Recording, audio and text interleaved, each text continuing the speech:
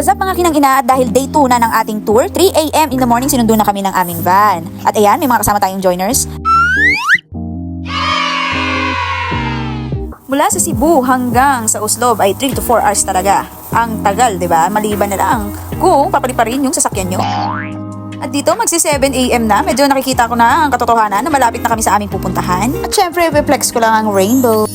At ito na nga mga kinang-ina, nakarating na nga kami sa Oslob. Excited na kami dito. At dito mapalingon ka man, kaliwat kanan, aba, ang daming afam talaga, iba't ibang lahi talaga. At dito mga kinang-ina, kailangan yung pumila para kumuha ng number. At syempre meron din ditong orientation sa mga do's and don'ts para sa whale shark. Okay! After namin kumuha ng number, at dahil matagal pa, nagtingin-tingin muna kami ng mga shop dito malapit sa Oslob. At dito mga kinang-ina, dagsaan talaga mga foreigners dito, as in, feeling ko nga I'm one of them. What? One of them? Malayo pa ang number na nakuha namin, kaya kain muna, syempre.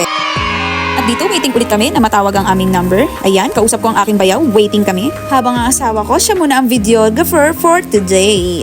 Ayan. At dito pala mga kinang-ina, kung gusto nyo na sumisid sa ilalim, meron naman silang scuba diving dito. Pwede nyo na rin i-ask yan sa tourist guide nyo para sa scuba diving.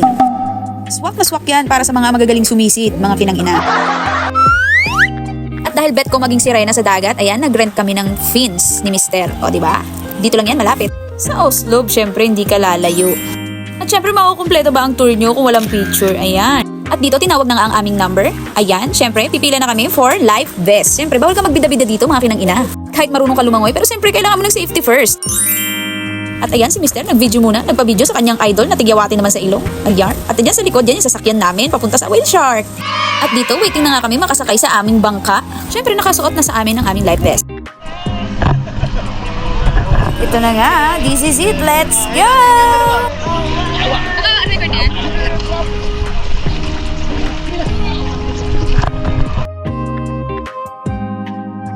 O, diba? Halatang mga excited ang mga kinang-ina, diba? Ayan, OTW to whale sharks!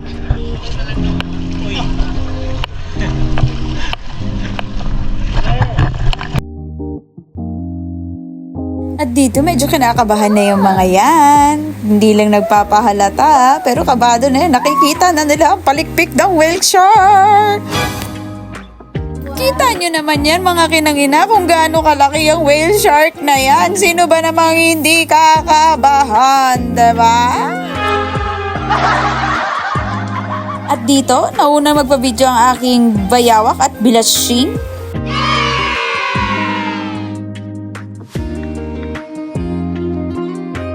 At dito naman ang aking mister, napagod na kakakampay, diba?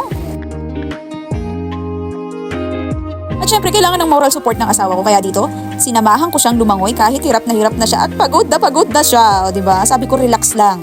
Kapit ka lang. Ganun. Syempre, moment ko to. Ako naman, diba? Mag-aala si Rena lang ang kinang-ina nyo. O, diba?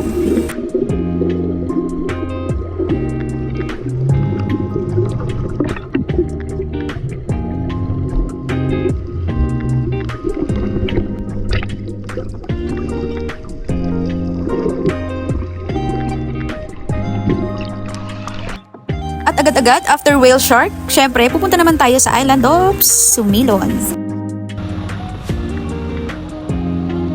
Mula sa Oslob hanggang sa Bangkogon, nag-travel kami dito ng 21 minutes. At pagdating namin sa Bangkogon, kailangan namin magbangka papunta sa Sumilon Island.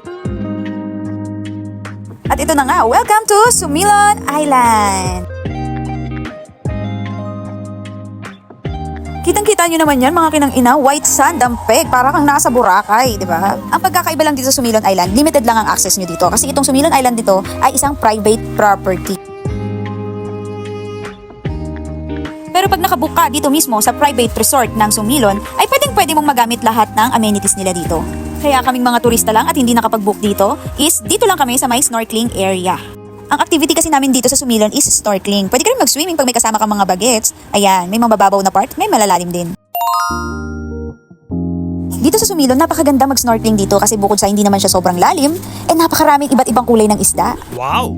At kung i-rate ko to, 10 out of 10 to. Grabe, iba't ibang uri ng isda. Tapos ang colorful. Parang gusto ko maging part of that world. Ganun. Parang kang Ariel. At dito, syempre bibigyan ka ng magandang shot with the Nemo. Ayan, ang ganda ng clownfish nila dito. Ang nakakatuwa lang dito, yung mga clownfish nila, hindi sila mahiyain. Talagang ready to go naman daw sila para magpa-picture at magpa-video na para bang artista yan. At dito naman, di ba, feel na feel ko naman ang pagiging Ariel ko dito na para bang mermaid ka dyan, na kinakausap mo yan, di ba? Ayan, ang ganda talaga dito sa Sumilon, promise. After namin mangitim at magpakababad sa Sumilon Island, babalik na kami sa Bangkogon. Ayan. Napakakit naman ang kaldero na yan, no, di ba? At tapos namin magbanlaw, kumain muna kami dito sa isang restaurant dito sa may Bangkogon. Masarap ang pagkain nila dito sa resto, kaya try nyo. Biyahe naman kami ngayon sa aming next destination.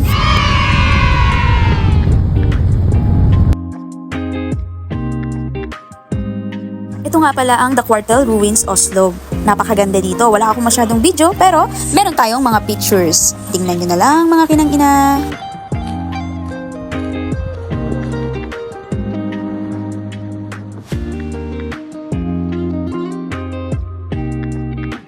At kung mahilig ka mag-pictures, bagay na bagay ka dito sa ruins na to kasi para ka kasing nasa ibang bansa pag nag-picture ka dito.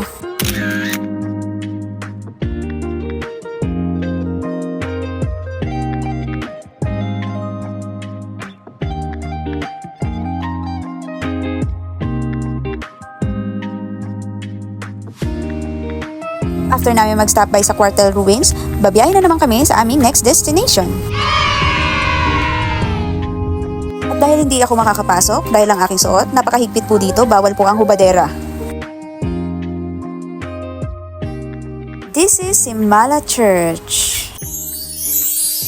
Bawal po dito ang naka-short, sleeveless, spaghetti strap, at syempre yung mga maiikling dress. Bawal po dito yan. Hindi na rin kami pumasok dito sa loob kasi pagoda na ang Ferson. At nang kami paalis na, ito ang bumungad sa amin. Flat ang aming gulong. At buti na lang ang aming driver ay parang Boy Scout.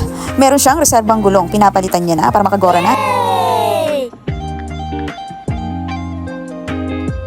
At ito mga kinang-ina, ang aming last destination, ang bilihan ng pasalubong.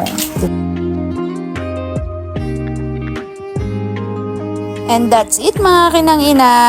See you on day 3. Thank you for watching.